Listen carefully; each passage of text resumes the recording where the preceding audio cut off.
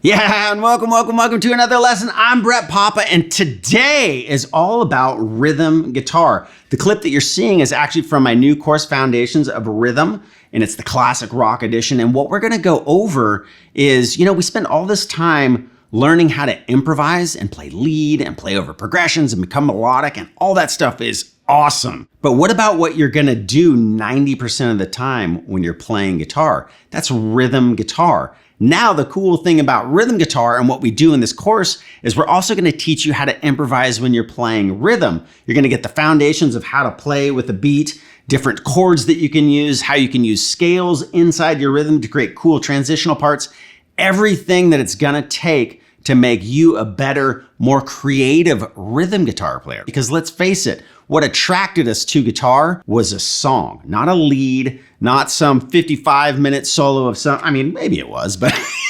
chances are, if you're like me, it was like Panama or these amazing epic songs with killer rhythm guitar playing. Stones, all these bands had amazing guitar, rhythm guitar that just happened to maybe have a cool lead in it too. But it's the song, the beat, the feel of the rhythm that really got all of us into music. So in this course, it's all about how do we become a better rhythm guitar player with feel. We're gonna learn all the tricks, how to improvise with rhythm, how to create cool transitionary parts, all of that stuff. This is the first in a series of many rhythm guitar courses coming out. So check out in the links down below. It's gonna be 50% off for the next couple days. Hope you guys dig it. So many of you out there have already picked up and left awesome comments on how you're digging the course. Thank you. You're the whole reason all of this is possible. All the free videos, all the guests, all of that is because of you and your support at brettpapa.com. So make sure you check that link down below if you want to check out the course. Like I said, this is from the course, and if you get the course, you'll get all the tabs and everything that comes along with it. There's tons of jam tracks, drum loops, all of that stuff to help you get better in every way at your rhythm guitar. All right, check it out. Let's get into the lesson. So this one's super fun, and it's a combination of techniques. We're gonna use, again, the pentatonic scale to kind of get our ZZ Top, Gary Clark Jr.-esque kind of part going. We're gonna kind of abuse our guitar a little bit, so muting is really gonna come into play, whether it's this hand or lots happening with this hand. Also learning how to release the pressure of our thumb to let the note duration shorten or keep it down and let it lengthen over a part. And we're gonna also be hitting two strings that are not right next to each other, more of kind of like an octave. So we need to learn how to mute out the middle string between the two strings that we're hitting so that we can get two notes to ring for this specific kind of part. So a lot of stuff's going on. We're also going to be pedaling back from the lowest string to the very highest strings. And that's when the thumb is so important because it makes all that so much easier. Because if your hand naturally sits on the guitar like this, it's not a big stretch to do this, right? Thumb, pinky, right? Your hand's already kind of there. So the thumb and getting used to using that as a root note, super awesome. Definitely, like, you can go down the Hendrix train with this sort of thing. And the only thing I ever seem to run into with students is they're like, my hands aren't big enough to do this. My hands aren't big either.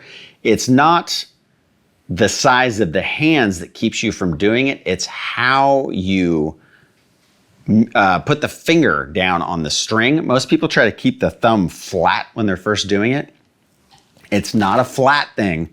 It's on the side of your thumb. So, the string's actually going across this part of my thumb rather than this part of my thumb. So it's more of a movement this way, and you can see what it does to the hand, right? If I'm trying to do flat, then my hand naturally takes this kind of a shape. It's angled and my fingers can't do very much. But if I go this way, see that shift? Now I'm on the side of my thumb, and now I have all this easy accessibility with this hand. So it's all about how you position your thumb on the neck and how it hits the string that makes it so much easier to do. Again, my hands aren't big. I had a guy in here doing a Hendrix course with me the other day. His hands aren't big either, and he does the most wicked Hendrix stuff ever. So it's all about thumb position. Okay, so all that being said, we're gonna use the B minor pentatonic scale as 90% of our song riff creation idea. And that's just gonna be starting here on the B note on the low E string, and it's basically position 1 of minor pentatonic that looks like this.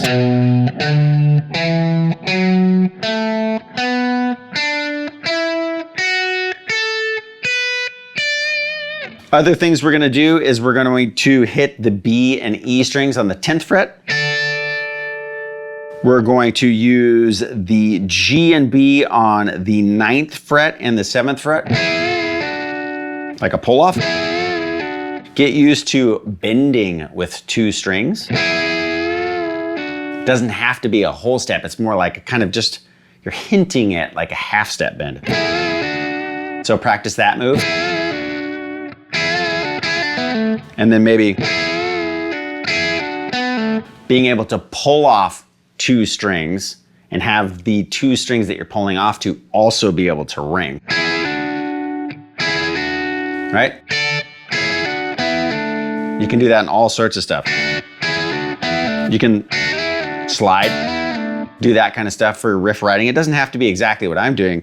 Just see if you can get your, one finger to keep consistent pressure on both of the strings so both notes ring out. Even if you're doing your pinky, that's a little bit tougher. Right? Right? So it's even hard for me to get it. But it's something you definitely want to practice. Right? Do it with your 3rd finger.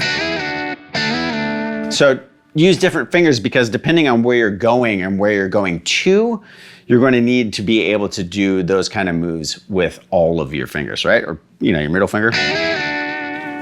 Right? So when you're doing the double stop, this kind of Chili Peppers-esque Stevie Ray Vaughan, you're gonna do that stuff all the time. So you might as well get good and just practice that kind of stuff now. Okay, so for the lick.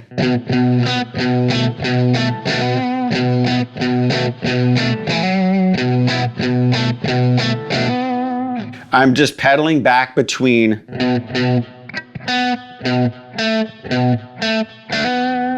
right, that's the first part. So it's the D string, 9th and 7th fret.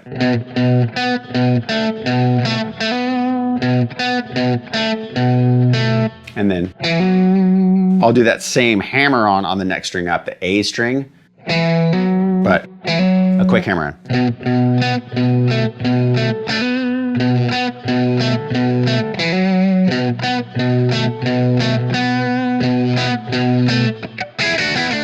And then I go. So that's gonna be the 9th fret on the G and B, 7th fret, and then the D string, just the D string, 9th fret to 7th fret. Right? Now, I'm gonna start combining the notes together. So you get double hits, like, that's the octave, but listen to this. It's like cool dissonant kind of sound.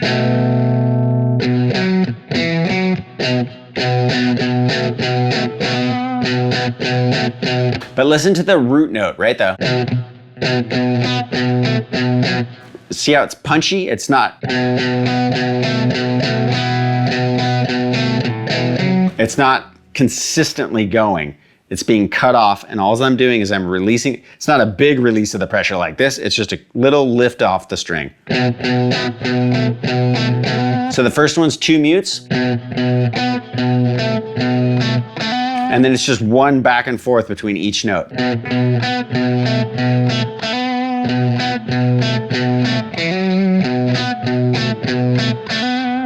And on these notes, I want them to ring a little bit. You also, when you're going for this kind of a tone, you don't want your sound to be too distorted. If it's too distorted, notes start to all kind of together, and it makes it sound a little bit messier.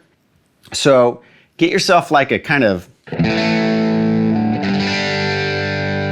a distortion where you can ring through a chord and hear all the notes. So you can hear every note and all the chords.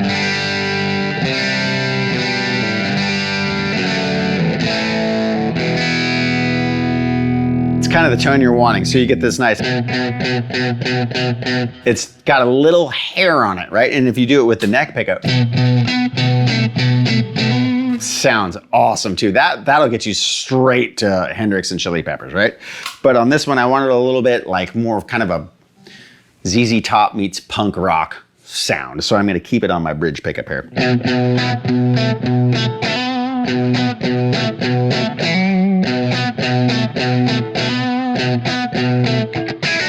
Right? Now the muting, all of these hits, I'm literally going through because I want the percussiveness of the other strings. So the muting, you got to be able to hit every single string and only hear the 1 note or the 2 notes that you want.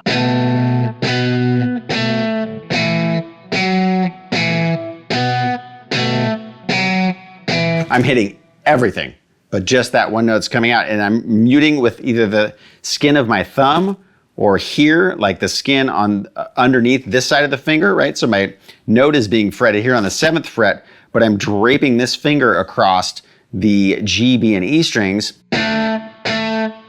so you don't hear anything. Now you can also use these fingers, right? The skin here, the thumb over here, all that is creating a kind of a suction tight sound. So I can get the percussiveness of the actual string itself, that, and the note at the same time. Right? If I, totally different sound. Now, if I hit everything,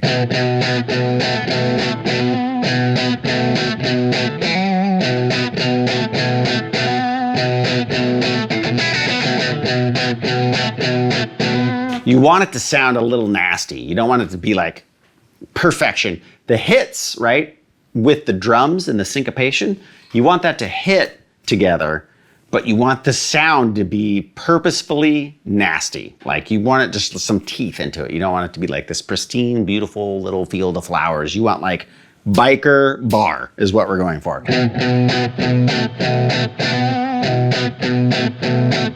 You want to picture, you're playing this and you want to just picture Billy Gibbons walking through the door going, ow, ow. Like just looking right at you and his arms full, like the full, like, that's what you're wanting. Just think of the Reverend Billy G in the back, like nodding in approval with your nasty lick. Okay, the next part, I'm doing that same thing. I'm pedaling back between every hit. right? And I'm letting these ring, right? And then I go, right? And that's single note hits. So it's pull off from 7 to 9, and then 2 hammer-ons, right? So 9 to 7, and then 7 to 9. So.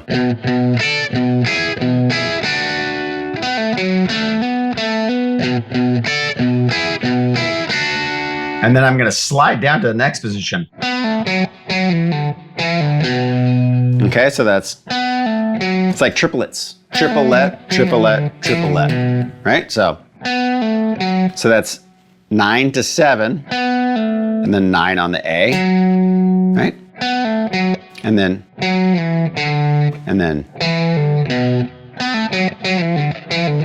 Right, so if I play this all to the beat and try to work on our feel, let's get the beat going and see if we can get our feel going.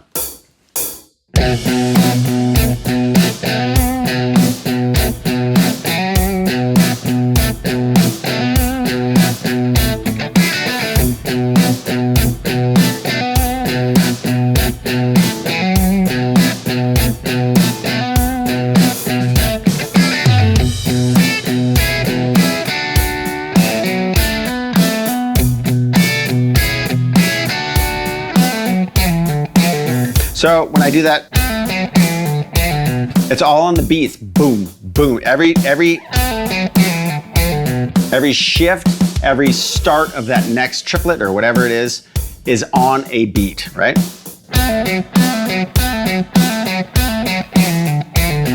Now the difference between this is pretty easy to get that, but the slide is a little bit tougher. So maybe you practice those two. And then.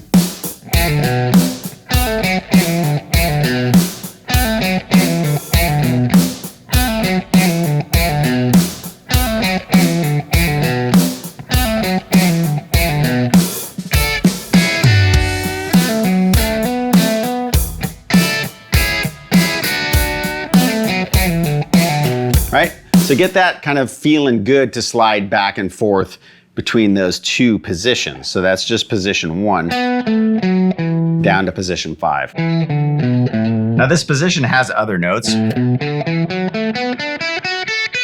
You can use all those too to create licks, but a really common shifting point is this position 1 to here. Now it's the same note as if you went, but it just sounds kind of cooler to be able to slide. Or down here versus here. So you could go like versus, right? Or it's kind of cool to be able to use that slide versus, you know, just going to the low string. Now there are cool licks like the kind of the Stevie Ray, where you can use that third and it sounds cool there, right? So that might be kind of cool, right? To use it in that capacity. But 9 times out of 10, you're gonna find that people shift down to that next position to hit that third. Okay, so anyways, that doesn't mean you gotta do it too though. Back to the beat.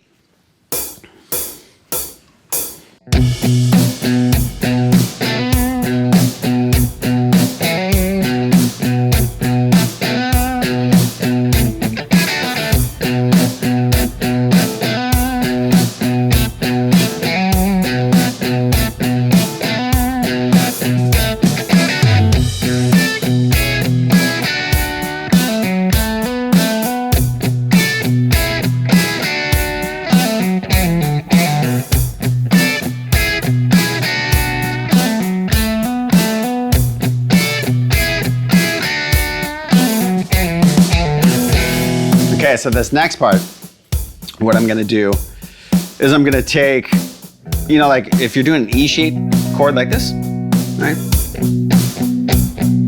Really cool thing and like full metal thing is to take this part of the E chord and just drop it down. You get these like nasty sounding chords. Robinshire does it in Bridge of Sighs. You get these really cool, like, what is that chord? It sounds dissonant and awesome, but actually it's just a normal chord with a different note on the top of it. So I go to there. Let's see, I'm going, right? And then to here. So it's basically 7th fret, 5th fret, and then back into our lick, right? So it's, let's see here.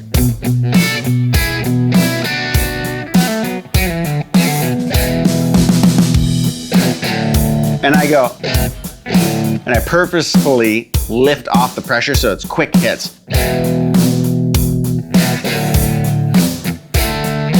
Now the next hits are gonna be a D chord and an E chord. You can let them ring and go. Each hit, right? And have the notes carry into the next hit, or you can hit them quickly, right? So you can go, or you can go, right? So it's, I know it's up to you, right? These are just different options you can do over the chord depending on how like syncopated you want it to all sound. We've done a lot of back and forth, really quick, riffy kind of things that are really suction tight and the note duration isn't very long. So maybe in this part, you let it spread out a little bit and you kind of mix it up, right? So let me play that whole part again. There we go.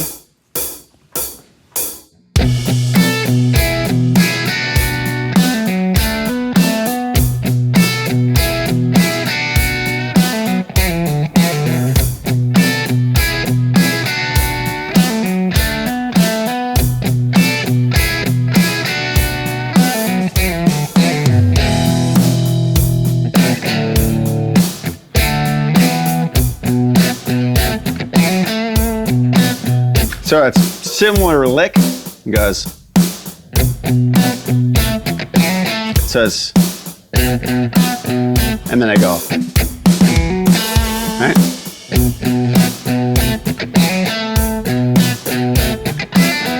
Now that next part is, and then I actually pull off to an open string. And then I cut it off really quick. So it doesn't sound like it's out. You know, technically you might not want to pull off to an open string like that. Van Halen does this all the time. If you can use a Brad Paisley. They'll do licks that aren't in the key at all, but they're going by so fast and they land on the right note at the right time to where it's just like an ear twister. It's like, what was that? You know, I'm the One. Van Halen does that in the beginning, and it's just like this barrage of awesome. Does not really, it's not supposed to work, but it totally does. So sometimes you can pull off into nowhere and it actually works if you let it land on the right note, right? So we got 3, 4.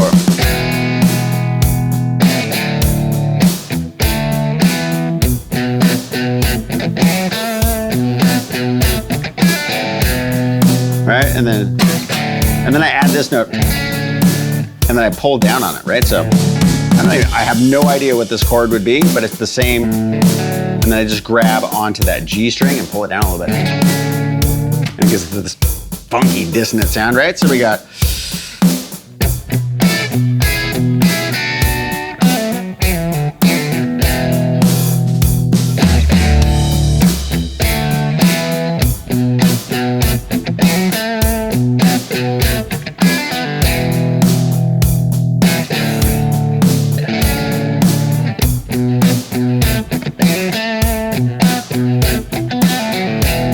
And the same thing.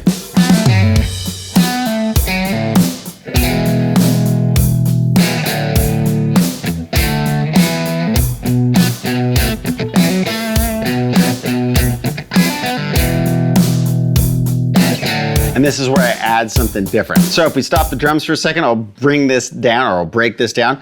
So on the last lick, we got the. I'm gonna shift up into this awesome chord, right? Just super like dominant kind of sounding chord or whatever. So.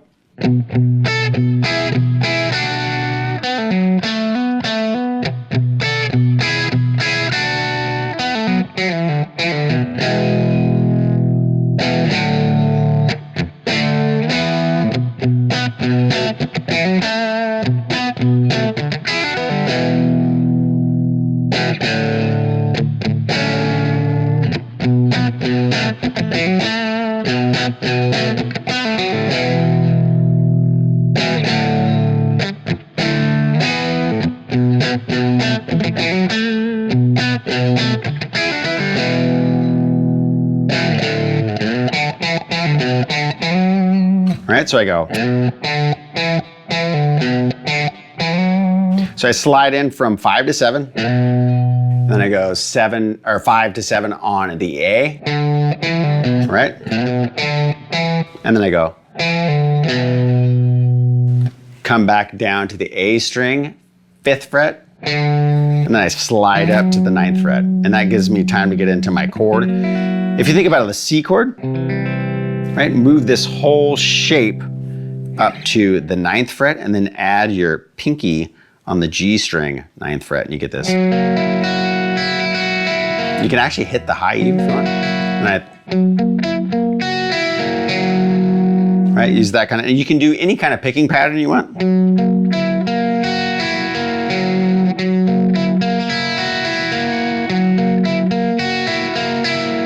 Right? And then I end it with a, and that gets us back into our thing. So it's,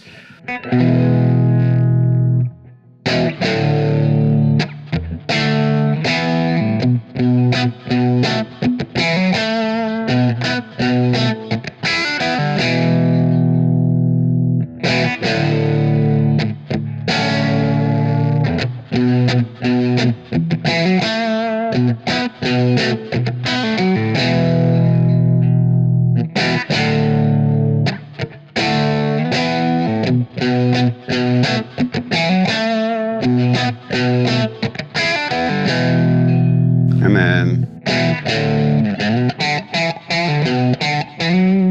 right, so that lick again.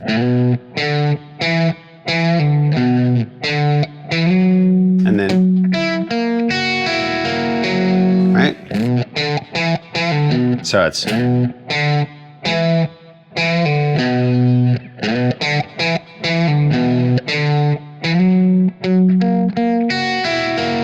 right?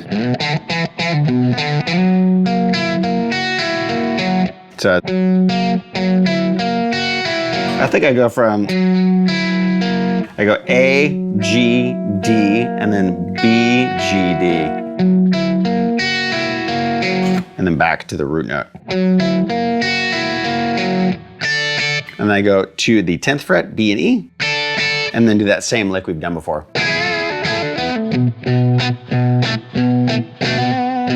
And then it's just the exact same parts. And then I end with,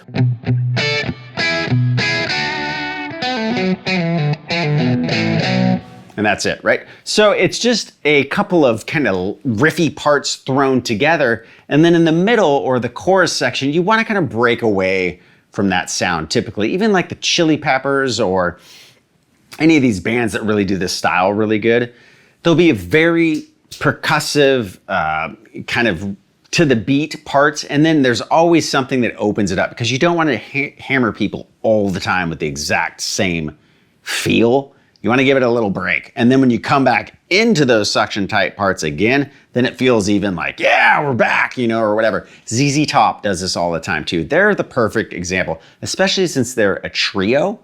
You know, he's a great example of, because he has to sing and fill space too. So listening to his note durations on how long he likes to let things ring out so that the song, it may fill space, because there's not even keys or anything else. Like some of these other bands, they'll multi-track or do a ton of stuff, but back in the day, you know, they didn't do a lot of overdubs. So he's a great person to really start to understand how to, you know, rock the trio kind of format, that blues rock kind of a thing. Nationwide, Waiting for the Bus, Jesus Left Chicago. All these songs have really great, they're really textbook example of note duration and, you know, listening to the beat and like, what is he doing to make this exciting, but keep it, you know, song oriented and not too many notes because he's got to sing and it's got to work over that. He's a really good example, and his vocal lines are really simple melodies, but all the notes are perfect. That's why I love him so much. And it's all aggressive rock. It all sounds awesome. Tush, any of these riffy, you know, like the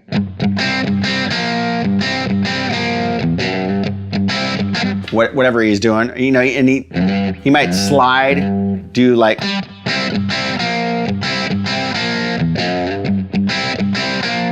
all sorts of different kinds of things like that, but same, you know, those double stops with the 2-note chords. You know, it's just like the, it would be the 5th and the root of the chord.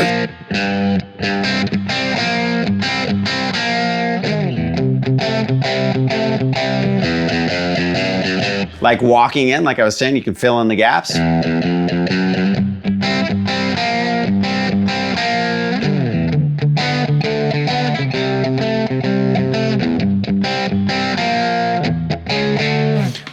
I actually broke that song down. It's totally different than that.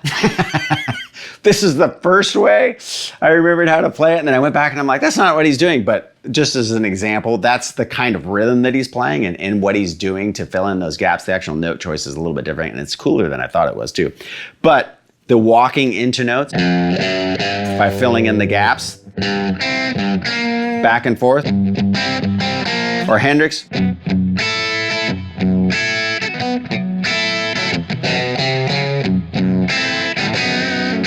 All that kind of stuff that he's doing.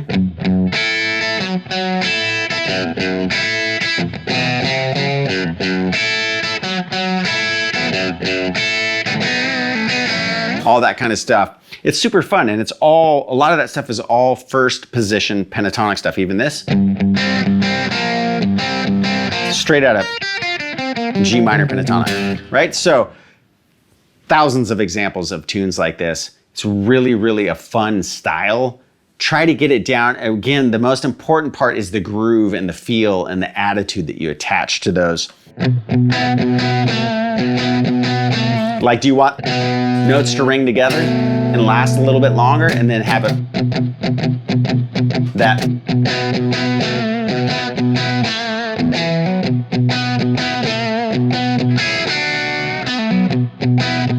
And then like, things like that to break up the timing.